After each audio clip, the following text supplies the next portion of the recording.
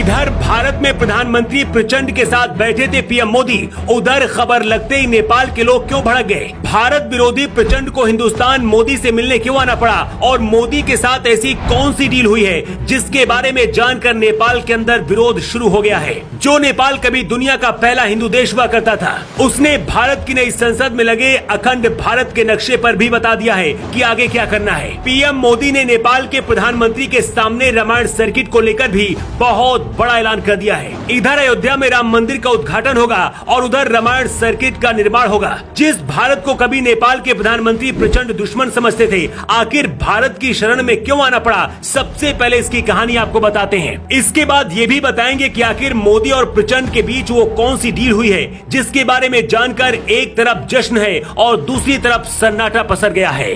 नेपाल के प्रधानमंत्री पुष्प कमल दहल प्रचंड जब 2009 में नेपाल के प्रधानमंत्री बने थे, उस दौरान कुछ ऐसा हुआ था जिसकी वजह से उन्हें प्रधानमंत्री की कुर्सी से इस्तीफा देना पड़ा था। प्रधानमंत्री रहते हुए प्रचंड ने उस दौरान नेपाल आर्मी चीफ रुकमंगट कटवाल को पद से हटा दिया था।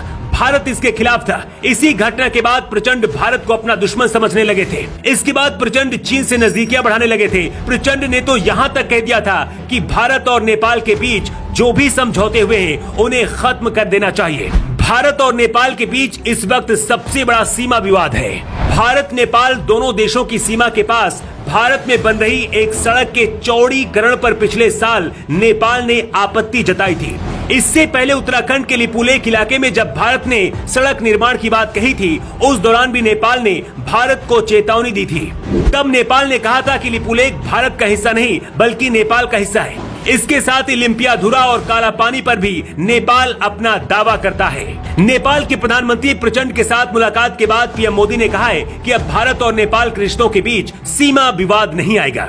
इसके साथ ही पीएम मोदी ने हवाई रास्ते को भी मंजूरी दे दी है। हालांकि भारत ने एक शर्त भी नेपाल के साथ रख दी है कि अपने विमानों की उड़ान 15,000 से लेकर 24,000 फुट के बीच रखनी होगी। नेपाल के भैरवा और पोखरा दोनों हवाई अड्डे चीन की मदद से बने हैं। इसका शुरू से ही भारत विरोध करता रहा है। यही वजह थी कि नेपाल को लग रहा था कि भारत हवाई रास्ता देने की मंजूरी नहीं देगा, लेकिन भारत ने इसे मंजूरी दे दी है। इससे नेपाल के प्रधानमंत्री प्रचंड के साथ साथ नेपाल के लोग भी खुश हैं। लेकिन नेपाल का थिंक टैंक इस समझौते से दुखी है। इस डील से नेपाल के विशेषज्ञ भड़क गए हैं। उनका कहना है कि 15 से 24,000 फुट की ऊंचाई पर उड़ान भरने से ईंधन ज्यादा खर्च होता है और इससे नेपाल को नुकसान होगा। लेकिन जिस वक्त नेपाल के प्रधानमंत्री प्रचंड मोदी से मिल रहे थे, उसी दौरान नेपाल के पूर्व प्रधानमंत्री केपी ओली ने अखंड भारत को लेकर एक संदेश भारत भेज दिया।